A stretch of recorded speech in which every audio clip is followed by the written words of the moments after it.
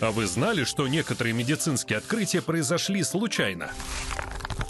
Микробиолог Александр Флеминг разводил бактерии в специальных сосудах, но забывал их мыть. Однажды на грязной посуде завелась плесень, а организмы, которые в ней жили, погибли.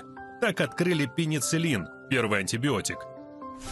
Химик Бернар Куртуа проводил опыты. Его кот прыгнул на стол и опрокинул пару склянок. В одной находился раствор золы водорослей в спирте, в другой – серная кислота. Вещества вступили в реакцию, и получился йод. Стоматолог Гораций Уэллс посетил цирковое выступление и впервые увидел действие веселящего газа. Человек, вдохнув это вещество, нечаянно ушиб ногу и не почувствовал боль. Так дантист придумал наркоз. Все эти открытия получились благодаря стечению обстоятельств. Но без многолетней работы ученых и их наблюдательности ничего бы не произошло.